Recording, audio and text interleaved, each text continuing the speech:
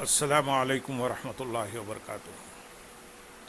الحمدللہ رب العالمین والصلاة والسلام علی سید المرسلین، اما بعد فاعوذ باللہ من الشیطان الرجیم، بسم اللہ الرحمن الرحیم۔ برادران عزیز و معزز خواتین، آج کی اس نشست میں شہادت سیدنا امام حسین رضی اللہ تعالیٰ عنہ حقائق و واقعات کی روشنی میں بیان کیے جائیں گے، جو ہماری پچھلی 7 نشستوں کا تسلسل ہے۔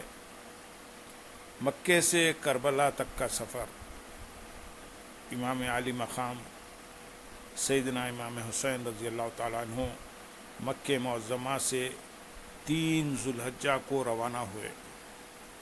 راستے میں ایک شاعر ملا، آپ نے پوچھا کہ کوفے کا کیا حال ہے؟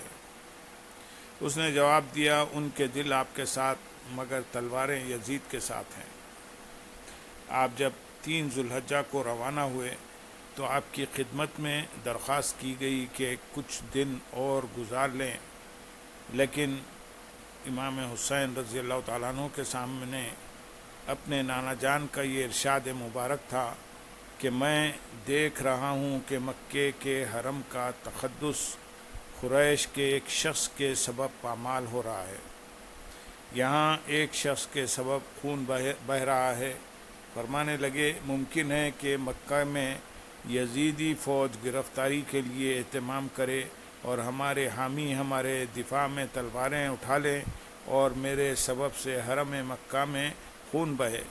میں نہیں چاہتا کہ اپنے نانا جان کے اس ارشاد کا مصداق بنوں۔ حج کے دنوں سے قبل روانگی اختیار فرمائی۔ اس شاعر کی بات سننے کے باوجود آگے گئے۔ راستے میں حر بن یزید تمیمی ملا، اسے ابن زیاد نے لشکر دے کر بھیجا تھا تاکہ حسین رضی اللہ تعالیٰ عنہ تمہیں جہاں ملے انہیں کوفے میں داخل نہ ہونے دو اور کوشش کر کے میرے پاس لے آؤ۔ حر نے کہا، امام حسین ابن علی رضی اللہ تعالیٰ عنہ آپ کو پتہ چل چکا ہوگا کہ آپ کے چچا زاد بھائی مسلم بن عقیل شہید ہو گئے ہیں۔ کوفی لوگ حسب دستور بے وفا ثابت ہوئے، وہ آپ کی اطاعت سے پھر چکے ہیں، حالات سازگار نہیں ہیں۔ بتائیے آپ کا کیا خیال ہے؟ مجھے حکم ہے کہ میں آپ کو ابن زیاد کے پاس لے چلوں۔ امام عالی مقام نے اہل قافلہ سے مشورہ کیا اور یہ قرار پایا کہ فی الحال میدان میں پڑاؤ کیا جائے۔ وہیں عمرو بن سعد بھی ایک بہت بڑے لشکر کے ساتھ ابن زیاد کی طرف سے امام حسین رضی اللہ تعالیٰ عنہ کے قتل کے منصوبے کے تحت آ پہنچا۔ امام حسین رضی اللہ تعالیٰ عنہ جس میدان تک پہنچے، اس میدان کی خبر تک نہ تھی کہ یہ کون سا میدان ہے۔ دریائے فرات کا کنارہ تھا۔ خیال کیا کہ یہاں پانی قریب ہے، کچھ آسانی ہوگی۔ 1 محرم کو اور بعض روایتوں کے مطابق 2 محرم کو اسی میدان میں اترے اور ساتھیوں سے پوچھا کہ یہ کون سا میدان ہے، اس کا نام کیا ہے؟ انہوں نے بتایا کہ حضرت اس کا نام کربلا ہے۔ فرمانے لگے، بس یہیں خیمے لگا دو، یہی ہمارے سفر کی آخری منزل ہے۔ اس جگہ پہنچتے ہی آپ کو حضور نبی اکرم صلی اللہ علیہ وسلم کے وہ فرامین یاد آ گئے جو آپ نے کربلا کے متعلق فرمائے تھے، اور بچپن کے زمانے کی یادیں اور حضور کی دی ہوئی بشارتیں آنکھوں کے سامنے آ گئیں۔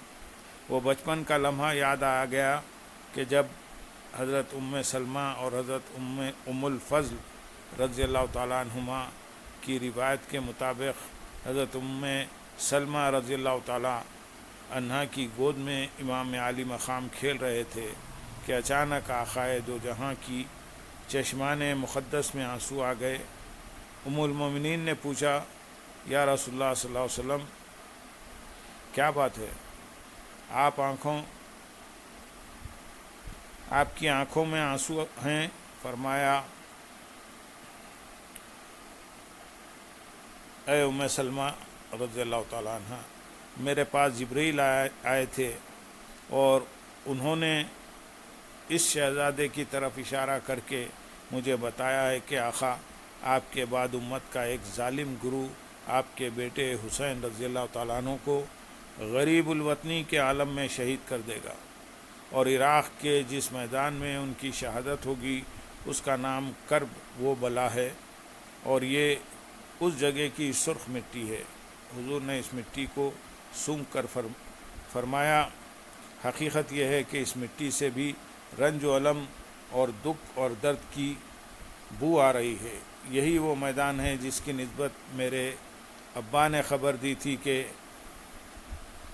یہاں میرے حسین رضی اللہ تعالیٰ عنہ اور اس کے قافلے کے خیمے لگیں گے، یہاں ان مسافروں کے کجاوے رکھے جائیں گے، یہاں ان کا مقدس خون بہایا جائے گا، اور آل محمد کا ایک مبارک گروہ بے دردی کے ساتھ یہاں شہید کر دیا جائے گا، ایسی شہادت کہ جس کی شہادت پر زمین بھی روئے گی اور آسمان بھی آنسو بہائے گا۔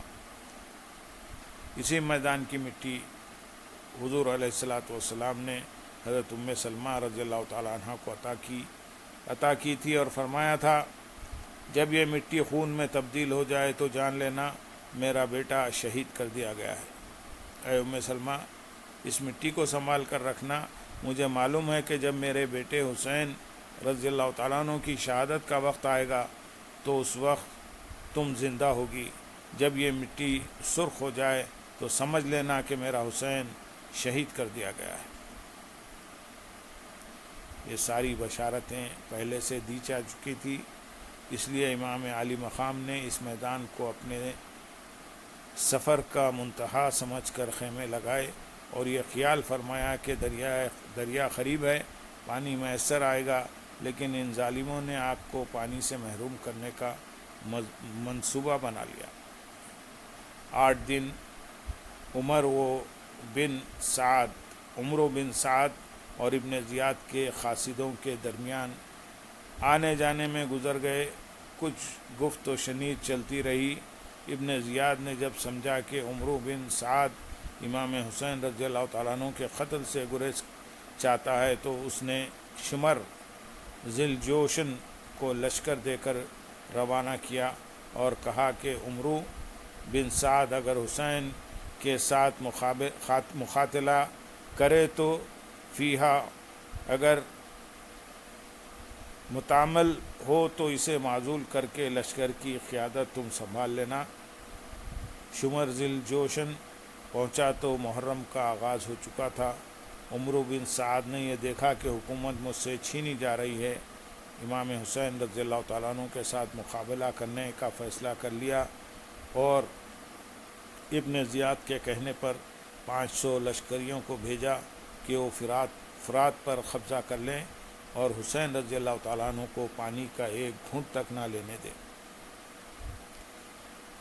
یہ تمام واقعات خصائص کبریٰ صفحہ نمبر 126 جلد نمبر 4 دلائل نبوہ ابو نعیم صفحہ 509 تہذیب التہذیب خصائص، یہ تمام کی کتب میں یہ تمام واقعات درج ہیں۔ سامعین، آج کی نشست کو ہم یہیں اختتام کو پہنچاتے ہیں۔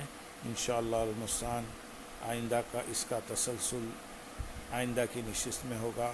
وآخر دعوانا الحمدللہ رب العالمین۔ سبحان ربک